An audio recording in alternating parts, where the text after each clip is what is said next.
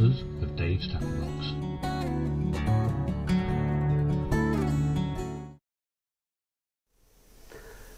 Good evening everybody, welcome to Dave's Tackle Box on Sunday the 19th of May 2013. It is 9 o'clock and I can see, I've got some blinds up there and I can see there's still daylight through there. And I've seen a lot of daylight today. It looked sunny and nice and looking like spring or summer even, dare I say it. Not that I got to see much of it because I was in here editing VTs, preparing for the show, because such is the life of the TV's presenter really. But anyway, we've got bags of stuff to look at tonight. And I guess you guys, you must be feeling rather desperate what with Andy having to cancel last night. That's 2 nights without VTTV. So that must be hard to take for some of you. What do you guys anyway if there's no VTTV? So email me some answers to that. I'll read them out next week. Tonight I'm going to be looking at this thing, which is the RSST. And things didn't go swimmingly with mine, so we got a little bit of VT on that. I'm going to be delivering yet another mixing masterclass. That's a bit of a tongue twister. And stop laughing at the back. But this is just well, I've never mixed this quantity of juice before, and it was good fun. I've got this thing which I was going to look at last week, but we overran because we were talking about the EU situation, and it's a double barrel atomizer thing. So I'll give you some thoughts on that. There was a letter, a PDF document, which purports to come from Linda McAvan doing the rounds a few days ago. I think it was dated the 8th of May, but it's sort of going around, and we're going to get it up on screen and have a little look at it and decide whether we believe it or not. And last but by no means least, we'll have a little update on this SWAF, Smoke Without Fire campaign, which is really starting to gather some pace now. But we'll start with the titles. Go.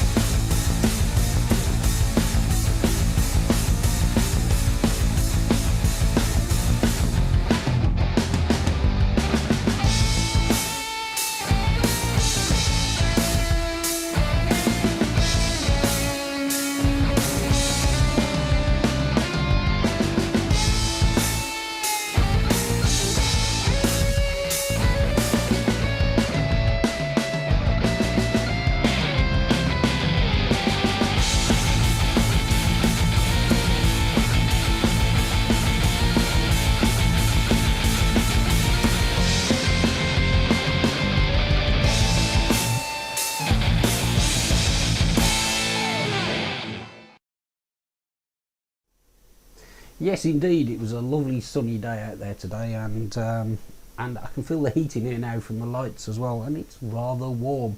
Now, right, in a minute, I'm going to have a look at the RSST, but before I do that, I want to make sure I get this played. The 29th of June is the next Knees Up, and here is a trailer that Cat did.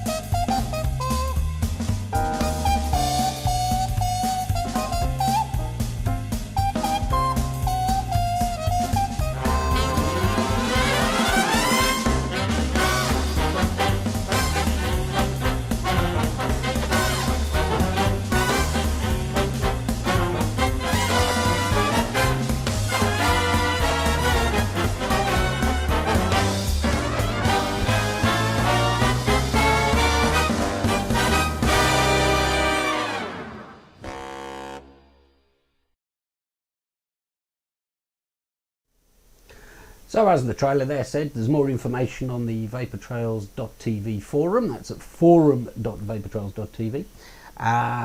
But it's on the 29th of June, that's a Saturday, in South Shields at the Sundial, which is right on the seafront. It's a lovely spot. I missed the last one, but I'm going to do my best to be at this one. So there you go. Now then, the RSST. So I said at the beginning of the show there that it wasn't exactly a smooth ride getting my RSST going.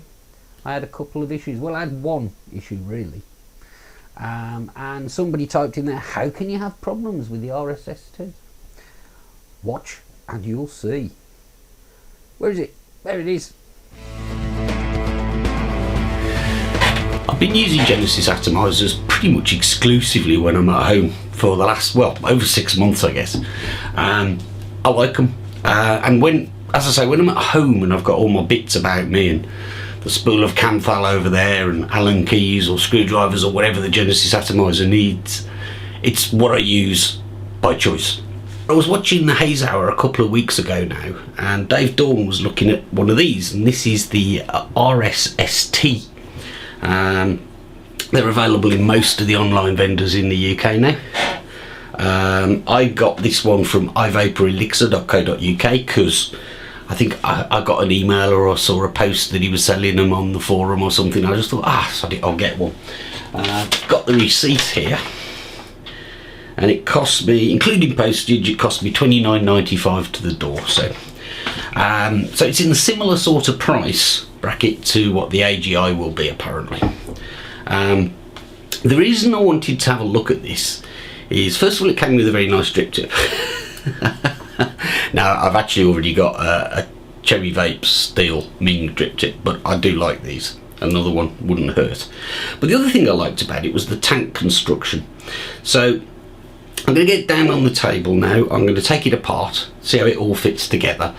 And the other thing I'm going to do is give it a damn good clean. As I mentioned when I did the AGI review, with any of these sort of atomizers that are coming, it doesn't matter whether they're Chinese or whether they've been made in small production numbers in somebody's shed, to be honest with you, it's worth giving them a clean. You don't want a little bit of leftover swarf or something, you know, shorting things out for you. It's probably not too much of a concern, but you know, just hygienically it makes sense to give it a clean. So I'm going to do that. We'll have a look at how it fits together. We'll try setting it up and see how it works. So this is what you get for your money. You get this steel, I think it's steel, could be aluminium I suppose, but it's a metal Ming style, let's call it, drip tip. I've noticed it's a lot lighter than the Cherry Vapes one I've got, which may tell you something about the relative quality of the metal used, I'm not sure. The atomizer itself is, in most cases, most aspects, it's very similar to all of the other Genesis style atomizers out there at the moment. You have a top cap which just slides off. There's a rubber O-ring around here which keeps this in place rather than a screw thread, and I think that's a good thing personally.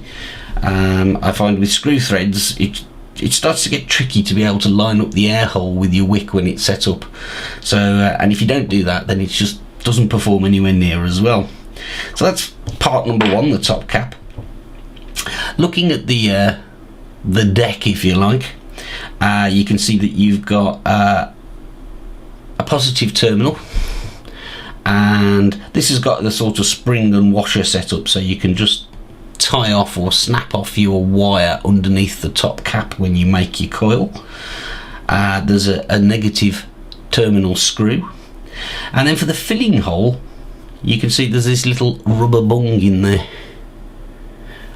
This is a good idea. I like this. It's a lot easier than getting an Allen key to unscrew some kind of grub screw to be able to put a syringe in and fill it up.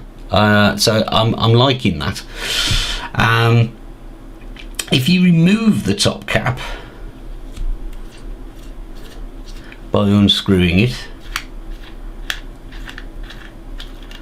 and I think we need to take out this centre post as well. Everything's just finger tight at the moment, so if I take out the centre post so I can remove the deck, you know, a little look at that if you want, if it'll focus. There we go. Yeah, it seems pretty made, and it seems pretty clean and what have you as well, but I'm going to clean it anyway because you might as well. You get this little plastic insulation thing which fits in the middle where the positive post goes through, and this is what was a little bit different to the other Genesis atomizers I've looked at so far. This is the tank. You can see that it's obviously a cylinder. There's a hole for the center post, so the center post doesn't go in your liquid, and you can also see that the bottom is sealed. It's like a cup almost. I'm thinking that that's probably going to reduce any issues with leaks, certainly at the bottom. So that's quite a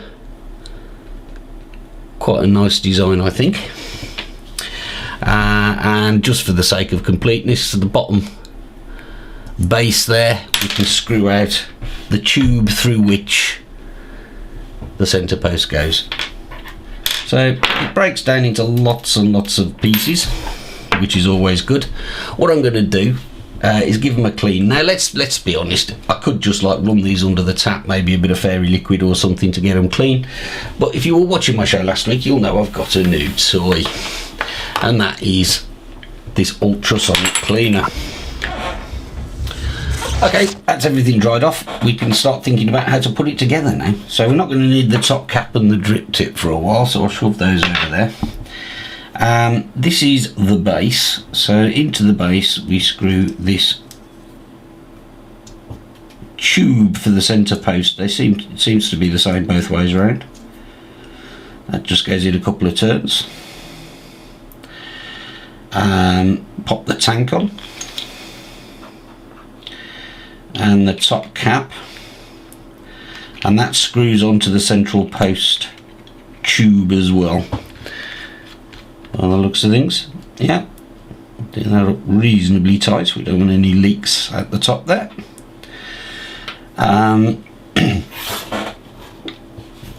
Let's put the negative terminal screw in next, which appears to be that one, I think.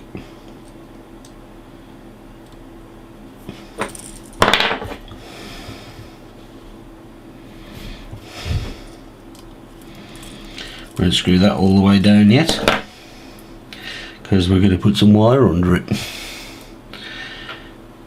Central post, we need the washer which traps your wire at the top, then the spring. Now that bit there, the end of this threaded bit on the centre post, is the bit that actually touches your batteries or your mod's positive connection. So if I drop it down there with the spring and the washer on the top and start to screw it in, it screws into the base here, and you can see eventually it will start to protrude at the bottom. And that's how you get your positive connection. Now you might also be able to notice in there that there's some plastic insulation to keep the positive connection away from what will be the negatively charged outer casing, which is good. And the other thing that's worth a look as well is if you look at the wick hole here, you can see that that seems to be insulated from the top deck as well.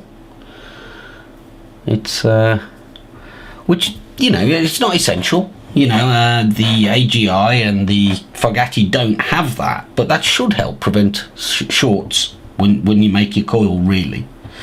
But that's pretty much ready to set up now, I think. I've forgotten a piece. I need to take the central post back out. I thought something was wrong then. This little white, again, another little insulator that goes in the central hole. If I pop that in, the whole thing will work a little bit better, I think.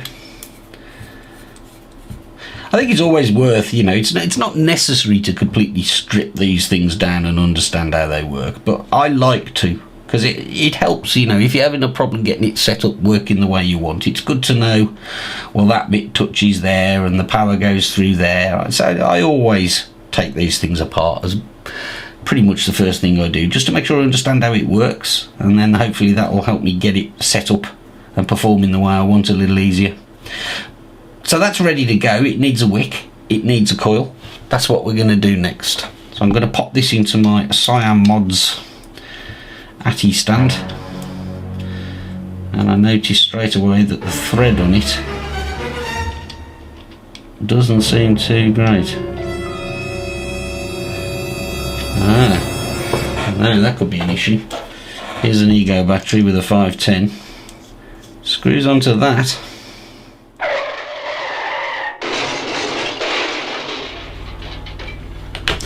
And at that point, I had to stop. So roll the clock forward 1 week, almost exactly. And I sit here on Sunday, the 19th of May, a week later, with the RSST still not tried.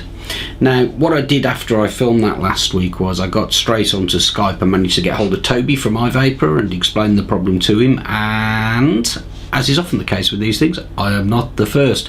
He pointed me to a discussion on UK Vapors forum where somebody else had had the same problem, and what they'd done is they'd taken a piece of emery cloth and they'd had to sort of take a little bit off the thread to make it fit onto their mod. Now, as you saw in my video, it fitted an Ego thread, so I thought, well, okay, I'll try it on some other Joy mods. So I've got a couple of these 18650 Joy mods, and they didn't quite fit on there either. So they fitted an Ego thread, but not this Ego thread. You can see now it does. I've taken a little bit off, and to be honest with you, I've been at it for quite a while because I didn't want to. There's not a lot of scope. If you take off too much metal, there'll be no thread at all left on this. It's just too big for most of my mods. As things stand, I still can't get it on the Silver Bullet or anything like that. But I found that if I use a Joy mod, for example the EVIC, I've now filed enough off it so it will fit down on there. So I'm pretty confident that's going to work. So it's a bit of an annoyance because I can't use it on the Silver Bullet or on the GP PAPs because I physically cannot screw this into there without taking more off, and I don't have any more time to take any more off. And as I say, you know, I'm wary now of taking any more metal off that thread because it's going to struggle to actually stay attached if I take much more off, I think.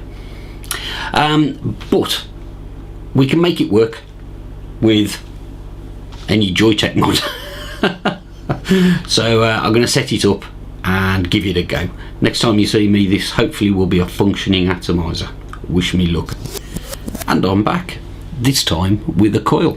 So I'm just going to put the little rubber bung back in the filling hole, which is easier said than done now. I've got a little bit of juice on my fingers, but there we go, that's in. And you can see that we have a coil, not a very neat one. I've literally just thrown it together as quickly as I could. I've pulsed it and everything though, checked it for hot spots, and that seems to be working okay.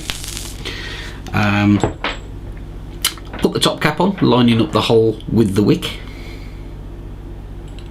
like that.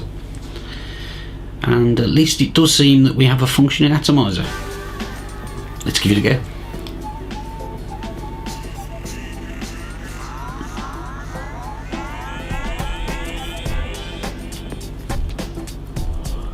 Well, it's a new coil, so it's a little harsh. I don't think it's hot spotting. Flavour's excellent, as you'd expect from a new coil. Just, I always find, you know, until the canthol's sort of slightly coated with juice and what have you, properly and oxidised fully, it can be a little sort of harsh, but I actually quite like that.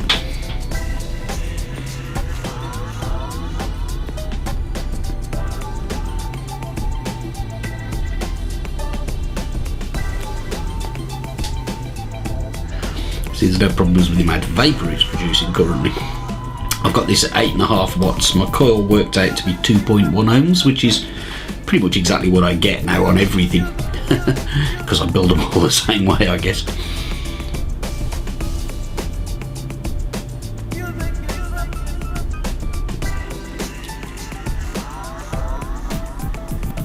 It's a very tight draw. As I've said before, that doesn't bother me, to be honest with you. I'm not that fussy about unless it's really tight or really loose straw, I can live with most things. But it's functioning quite well, as you can see. I suppose the question then is, are you prepared to sit there with a bit of emery cloth if you've got one that doesn't fit in? And even now, I'd rather be using this on the GP PAPs or something, and that's not an option unless I sit there for a while longer with the sandpaper. So in truth, I probably won't bother, but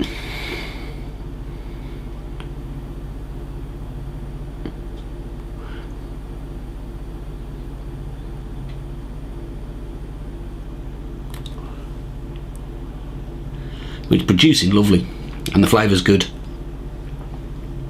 And if they can sort out that thread problem so you don't have to do that every time, I would say it's a good little atomizer. Until then, I'm not sure I can really. But anyway, hope you found it useful, and thanks for watching.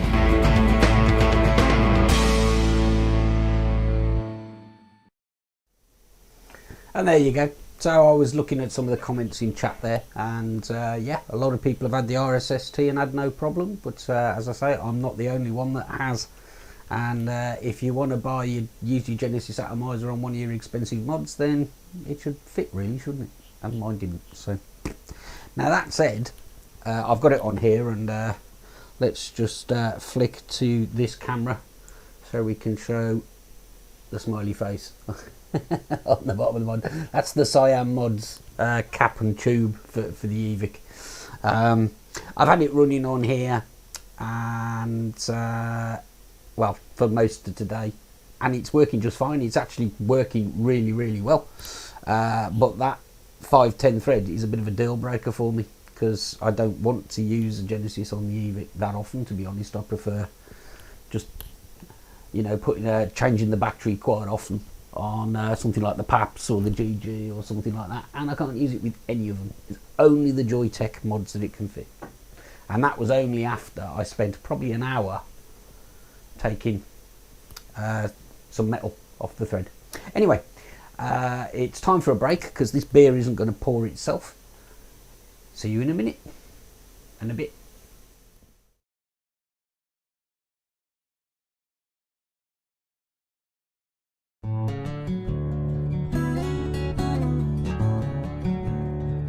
Cloud9 Vaping, sponsors of Dave's Tackle Box.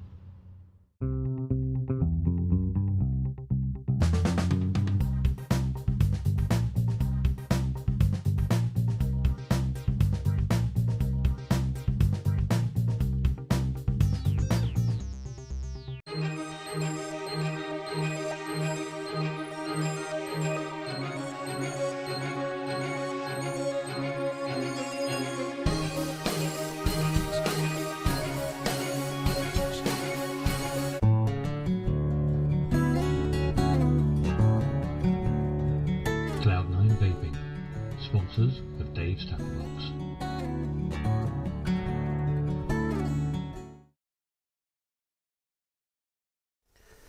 And welcome back. Which camera? Which camera? That camera. Right, okay, yes, so I was just smirking at some comments in chat, and if you're watching this on YouTube or via the podcast, well, I ain't reading now what Jeff Benion's just typed in. You shall have to be here and experience in first hand. Right, next, I picked up this little thing, which is called a Smok DB, a double barrel cartomizer adapter. I picked it up and just filmed something quickly of me putting it together, and then I'll give you a comment on it. Was going to do it last week, didn't get a chance, let's do it now instead. Roll VT.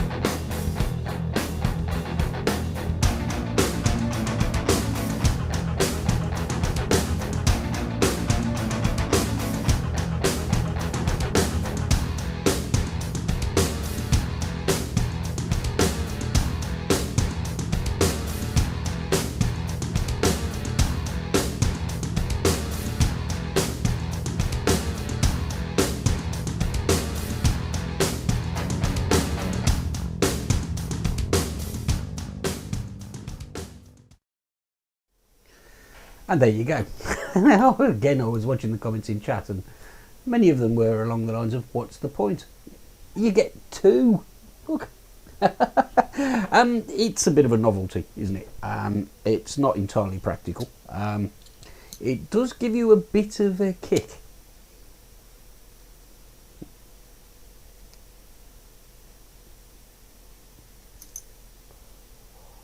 When I was filming the VT, it was taking a while for the juice to soak in, because when you're filming the VT, you're normally in a rush.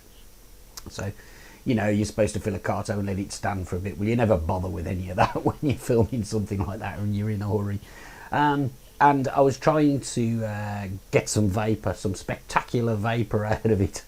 I had it on the EVIC, cranked up to about, well, as high as it could go, which was about 10 or 11 watts, I think. And although it wasn't producing a great amount of vapour, of course you're still like absorbing the nicotine. And I tell you what, it is the fastest way to get yourself to the nick-ups I've ever found. It ain't half got a kick. But it is, it's a bit of a novelty. But if you fancy a little play, I picked mine up from vapegear.co.uk. I think I saw them advertise it on UK Vapors or something, I can't remember now. And it cost me £7.50 and the postage was free. So I thought, why not? I'll have a play with that. So why not?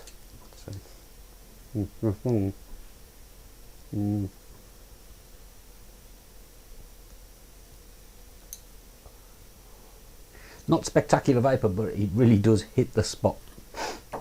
And yes, you could put dual coils in there. No reason why not at all. For a bit of quad coil vaping. That's easy for me to say. Right, now, the next thing I want to do is just show you something that I found. They were talking about it. We have like a Skype chat amongst the VTTV presenters. And they were talking about it when I got back from Switzerland on Thursday night. And somebody had got hold of this document. Let's get it up on screen. There we go. Now we're getting used to seeing these PDF files from the EU, and this one's from Envy, and this one is written by Linda McCavan herself. Now it was actually it's actually dated the 8th of May, as you can see there. And what it is, there are 4 amendments that she's proposing to the Tobacco Products Directive. And if I scroll down, you will be able to see that some of the modifications being made are quite significant. So it says that where the text used to read nicotine containing products are sold on the union market, different regulatory approaches taken by member states to address the health and safety concerns associated with these products having a negative impact on the functioning of the internal market, blah blah blah. The language is starting to change. In fact, this amounts, in a couple of places in this document, it starts to look like a bit of a U-turn. The amendment now starts to talk about a need for harmonised rules, and given the potential of these products to aid with the harm reduction agenda. Now, I'm just going to go back to the camera. You might remember me banging on in the early days when we started looking at the TPD and these proposed changes to the directive, that we were absolutely outraged that nobody was talking about harm reduction, because on VTTV we've heard people like Jerry Stimson and Clive Bates talk about harm reduction, and there was no mention coming out of the Envy Committee, and now all of a sudden there is, and it's there, and it's plain as the nose on your face. There should be an option for light touch regulatory regime to guarantee safety and quality, which is a middle way between medicines and tobacco regulation. It gets better in some senses. There's a new amendment, a new article to be introduced, 18A. Nicotine containing products may only be placed on the market if they are pursuant to Directive 2001/83/EC, that's the medical directive, or B, the simplified procedure as set out in paragraph 2 and 3. That was the bit that we just looked at. It's referring to the light touch regulation. So this light touch regulation might mean something like, under the simplified procedure, member states shall require manufacturers and importers of nicotine-containing products to submit an application for a marketing authorisation which shall contain the following: evidence that the product is manufactured in accordance with the principles and guidelines of good manufacturing practice. That's a bit different to a medical trial, isn't it? And B, a detailed description of the product in question, including all ingredients and quantities thereof, as well as information on emissions. And C, a risk management plan, including a system for monitoring and recording adverse reactions. Now, I'm pretty sure these are the kind of things that when we've had like call-in sessions and we've had guests on VT Talk and we've spoken about it in the past, this is pretty much what we've been saying. We want to know what's in this juice. We just don't think it's a medicine. Is Linda McCavan starting to agree with us? Is she seeing sense? Let's go back.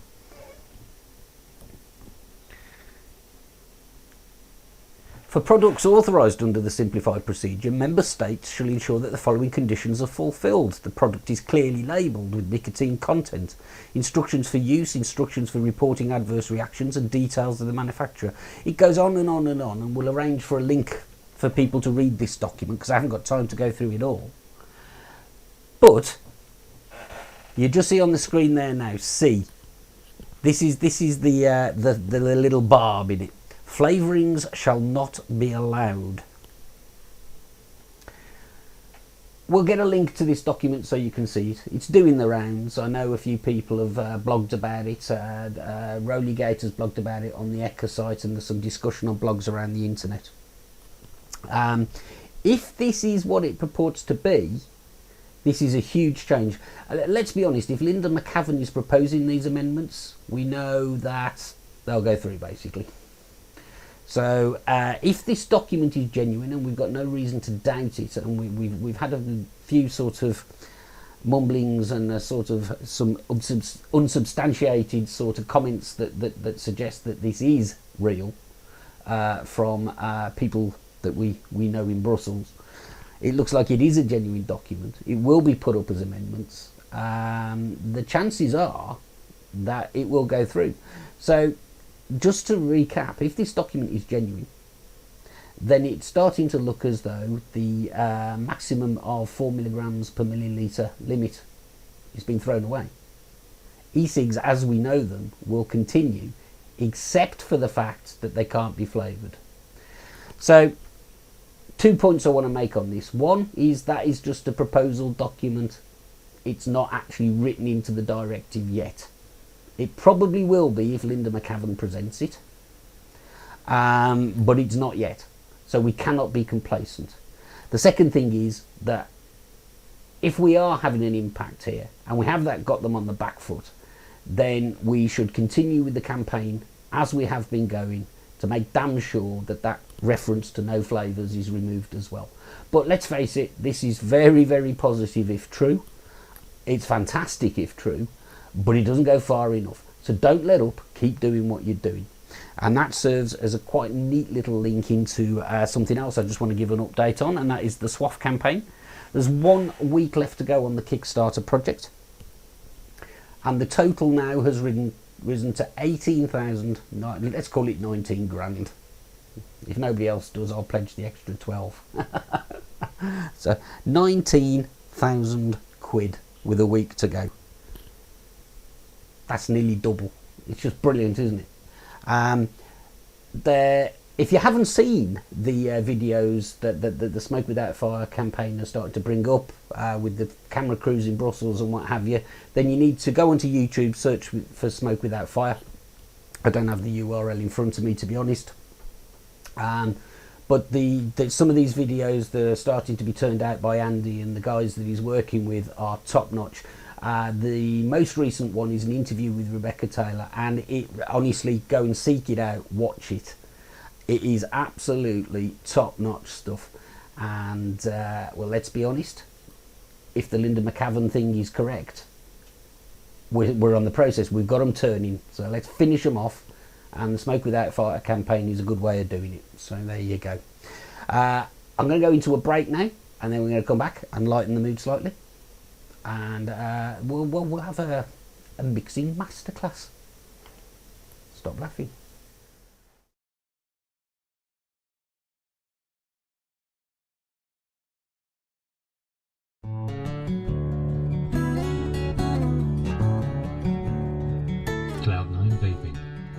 sponsors of Dave's Tackle Box.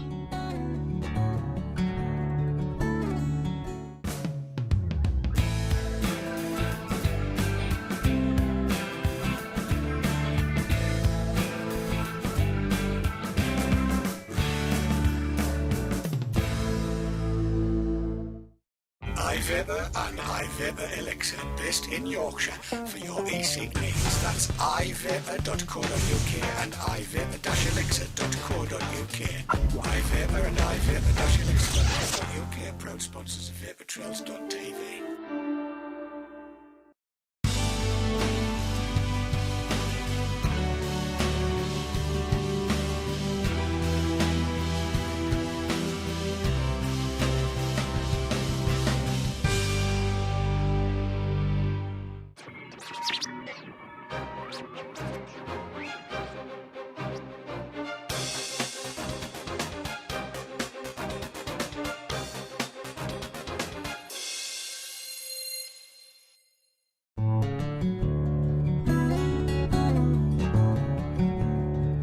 Cloud9 Vaping, sponsors of Dave's Tackle Box.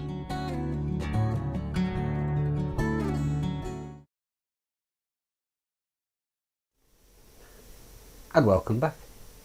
Right, you might remember it's probably a couple of months back now. I can reach it, so I'll grab it. I made this container full of DY4 e-liquid. Well, basically all I've got left of that now is what's in this atomizer. I've just topped up a 20ml bottle to take to Switzerland with me tomorrow morning, and that something needed to be done.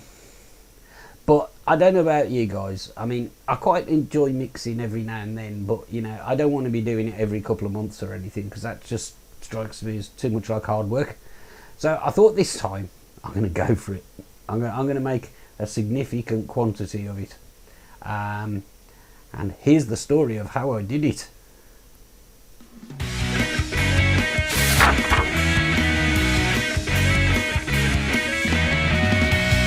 Hi, I'm Dave. Now, if you watch Dave's Tackle Box on VaporTrails.tv, you might remember a couple of months ago I mixed up some DY4 e-liquid, DY4 being a Decadent Vapors flavour, which I developed a liking for after going to a vape meet in South Wales at the beginning of this year. And I mixed up a couple of 100ml, and it's been very nice, but I'm running out. So it's time to mix some more.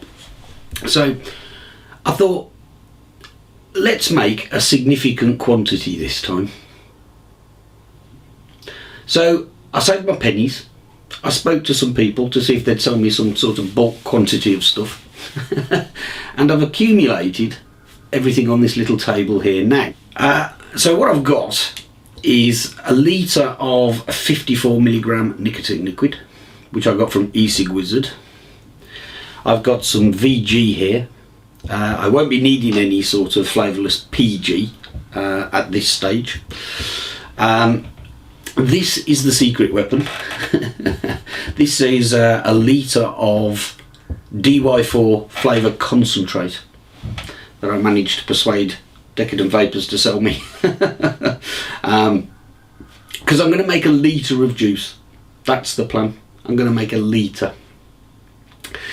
So other things I've got on the table in front of me are a measuring jug, a measuring cup, some bottles to put the finished product in.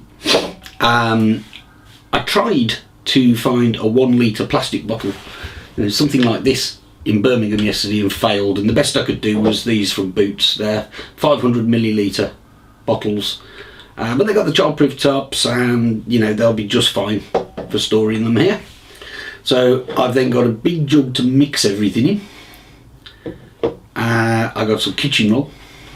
I got a funnel to help me get the stuff into the bottle once I've done. So I've got everything I need. I've also got this big spoon for stirring. Now, I've never mixed a quantity of juice this great before, but I don't see that it's going to be any different to doing it in small quantities. Gonna keep this kitchen roll handy just in case of spillages, but I'm using this big jug here.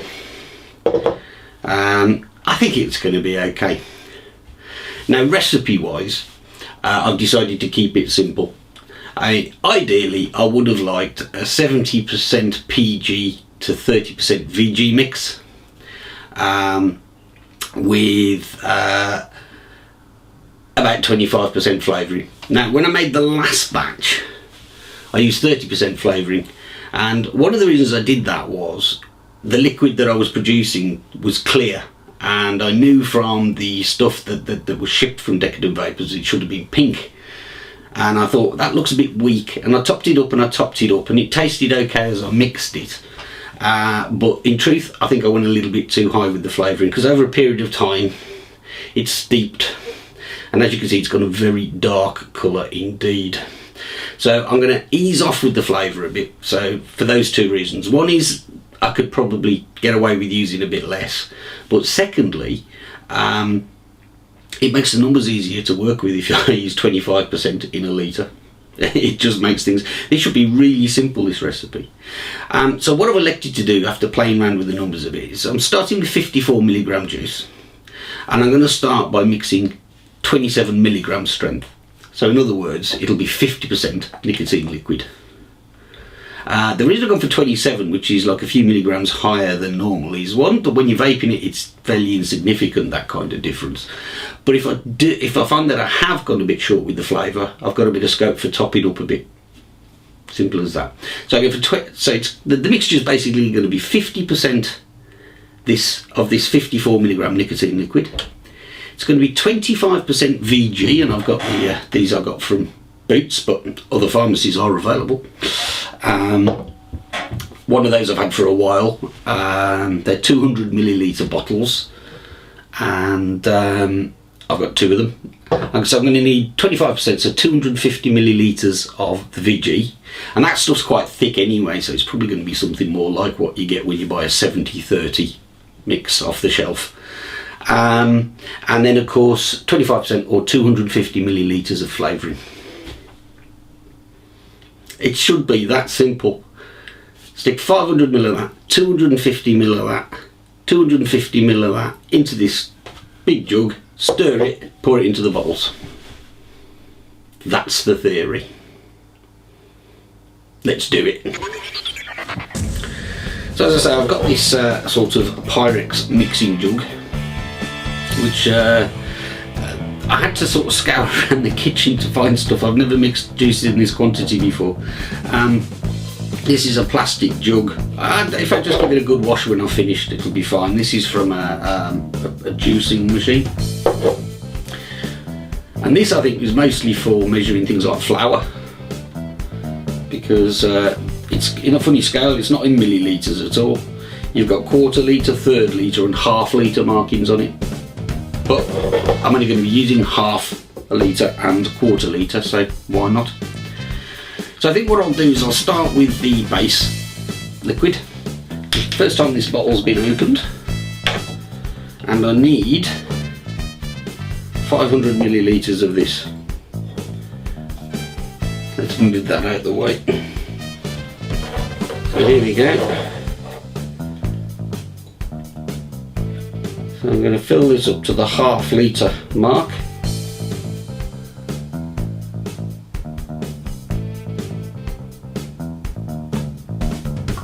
And that's just about spot on. And I'm going to put the lid straight back on this bottle. So this is the first part of the mixture into the jug.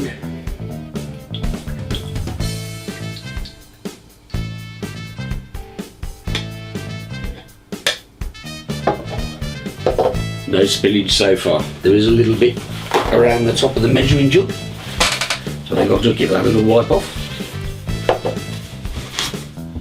So far so good. Next, the flavouring. And again, this hasn't been opened.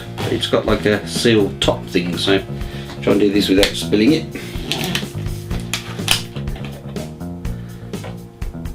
Wow, that smells good.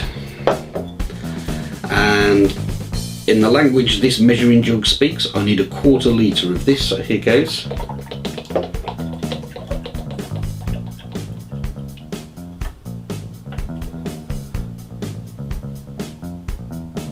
Yeah, well, no, that's bang on. Top back on.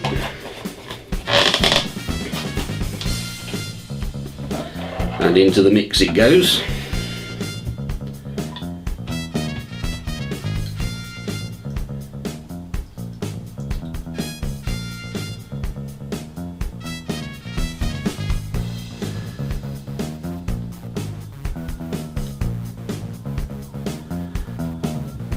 So all that's left now is the VG.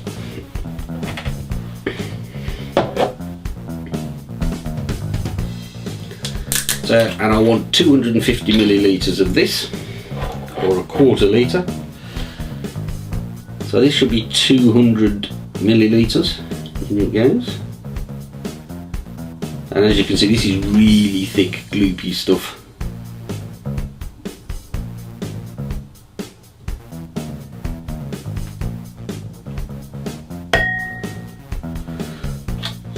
And then I'll need to top it up out of this second bottle.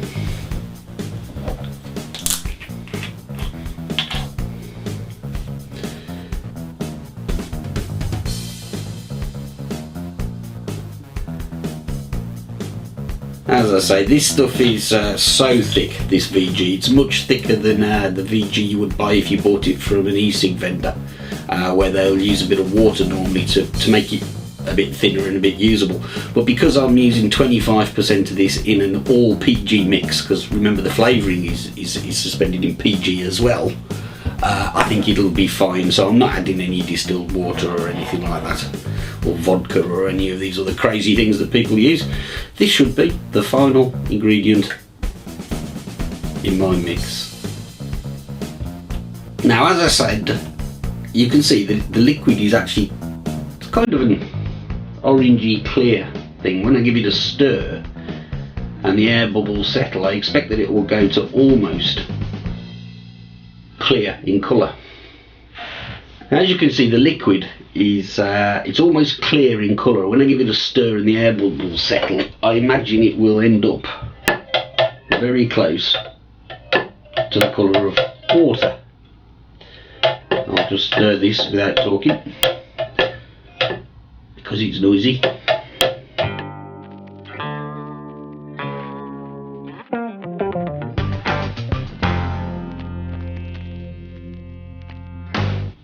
So as you can see, there's a few air bubbles in this liquid and everything at the moment, but it's got a slight sort of yellowy tinge to it, but it's quite clear. It's nothing like this stuff that I made a couple of months ago.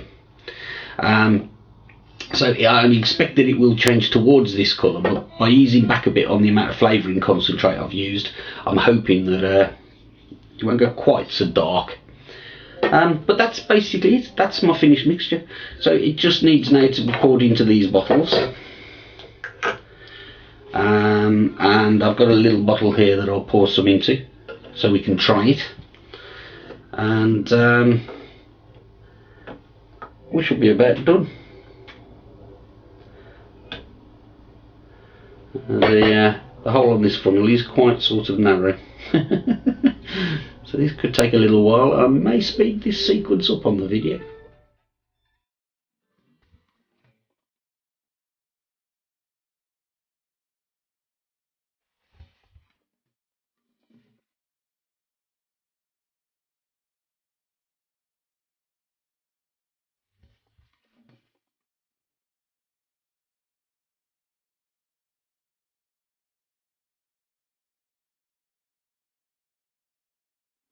There we go.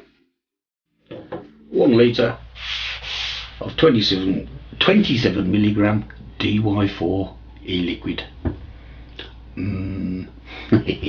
So I'm going to pour a bit into this little tub here. Give it a good shake. Now I've got it in something with a lid. I gave it a good stir with the spoon and poured it straight into the bottle, so what went into each bottle should be reasonably consistent. Pour some in here.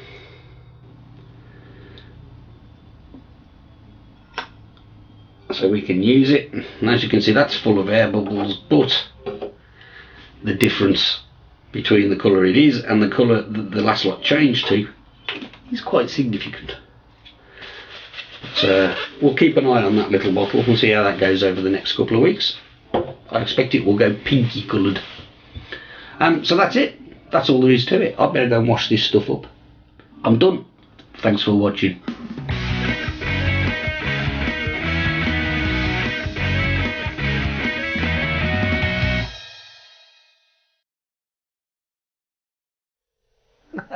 Well, there you go. I mean, that was great fun. Normally when you're mixing juice, you like drops for, or you're using a syringe and is that exactly 5 ml. It's so much easier on this scale, and yeah, it's great. So I've now got a litre of DY4, less a few drops that I put onto an atomizer over there just to test it was okay, even though it would have been too late. You can see that it's already starting to go sort of, it's very difficult to show on camera, but it's got a sort of a pink glow to it now.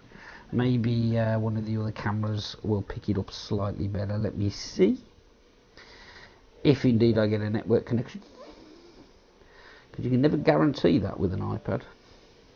There we go. If I go for camera 2, yeah, there you go. Oh yes, that's picking up nicely. You can see that's starting to get towards the colour that it is if you buy the pre-mixed stuff from Decadent Vapors.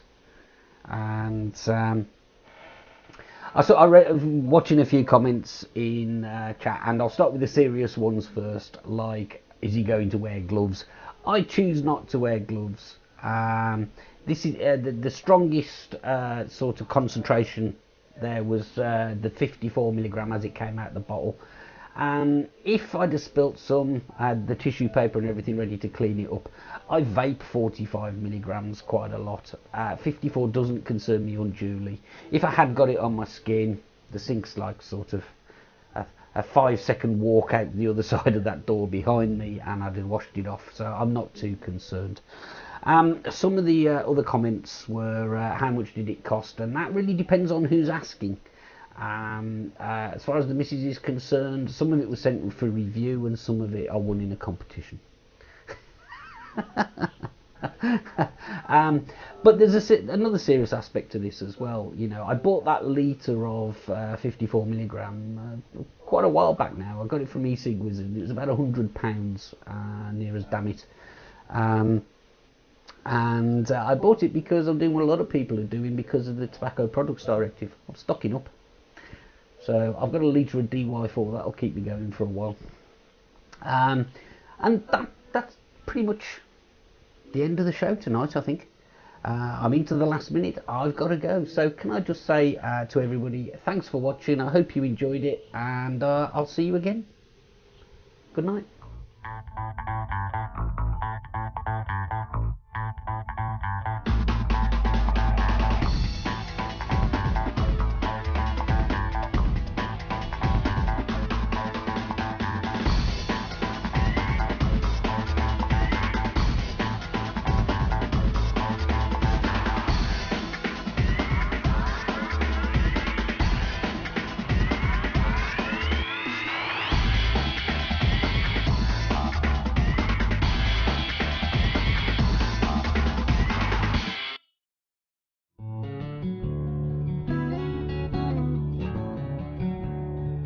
Cloud9 Vaping, sponsors of Dave's Tackle Box.